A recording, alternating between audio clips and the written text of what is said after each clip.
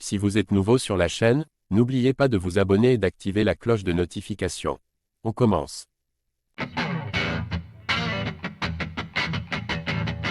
Francis Ngannou a quitté l'UFC en claquant la porte et depuis, cette dernière met tout en œuvre pour faire oublier l'héritage de la superstar camerounaise.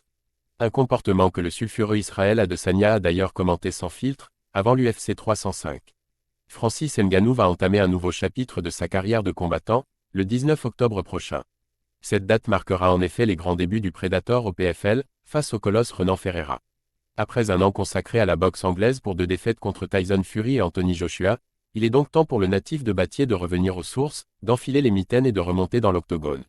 Étant donné son ambition, l'objectif de l'intéressé est simple, monter dès que possible sur le trône des poids lourds de sa nouvelle ligue. L'occasion pour lui de perpétuer un peu plus son héritage dans la cage, et cela s'avère d'autant plus nécessaire que son ancien employeur fait absolument tout pour effacer sa réussite passée.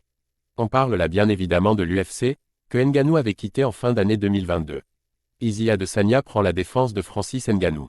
Depuis cette rupture, c'est le froid polaire entre le Camerounais et Dana White, patron de l'UFC et qui fait tout en son pouvoir pour dénigrer son ancien combattant.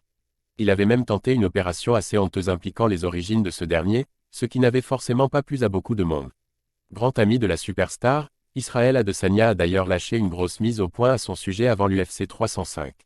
Vous ne pourrez jamais effacer Francis Ngannou de l'UFC. Je vais le dire, ça fait partie de l'histoire, on doit réparer ça. Je n'aime pas ça, je n'aime pas qu'on essaie juste de faire oublier une partie très importante de l'histoire. C'est stupide, c'est vraiment stupide. Mais on va réparer ça, ce sera pour plus tard mais on va remettre de l'ordre dans tout ça. Si le Stylebender a tenu de tels propos avant son choc pour le titre contre Dricus du Plessis, c'est parce que ce dernier a récemment déclaré qu'il était le seul vrai champion africain de l'histoire de l'UFC.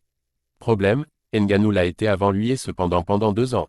Sans parler d'Adesanya et Kamaru Usman bien sûr. La fédération n'a toutefois rien fait pour infirmer les propos de DDP, de quoi en énerver plus d'un.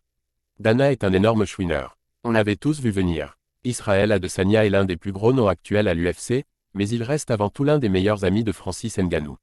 Le Stylebender n'apprécie donc guère le traitement réservé à ce dernier par Dana White et ses collaborateurs depuis le divorce.